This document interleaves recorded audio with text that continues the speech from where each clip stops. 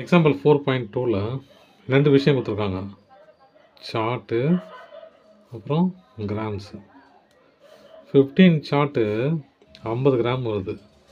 அப்போது எத்தனை chart 2.5 kilo வருங்கிறாங்க. சரிங்களா? எத்தனை சார்ட்டு போட்டால் வெயிட் போட்டால் 2.5 கிலோ வரும் கேட்குறேன். 15 சார்ட்டு வெயிட் போட்டால் 50 கிராமு. எத்தனை சார்ட்டை வெயிட் போட்டால் 2.5 கிலோ வருங்கிறாங்க.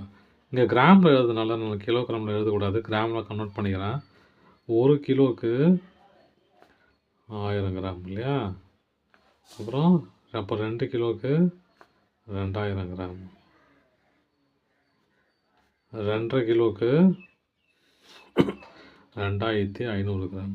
சரியா? அப்போ இது எப்படி எழுதலாம்? 2500 எழுதலாம். அப்போ ஈக்குவல் டு போட்டு கீழே கோடு போட்டுங்க. இப்போ எப்படி அதெல்லாம் பாருங்கள். 15/x 50/2500. 0 0 கேன்சல் ஆகிடும். 1 5 சார், இங்கே 5 5 சார் இல்லையா? பேலன்ஸ் என்ன ஆகுது? 5ம் 0வும் இருக்குது.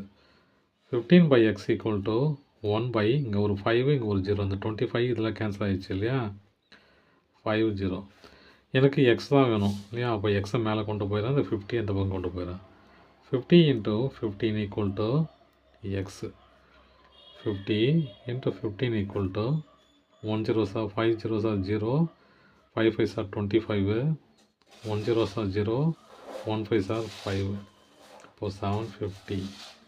சரிங்களா? அப்போ எக்ஸ் ஈக்குவல் டு 750. 750 சார்ட்டை ஆட் பண்ண வெயிட் போட்டால் எனக்கு 2.5 கிலோ வரும். தேங்க்யூ.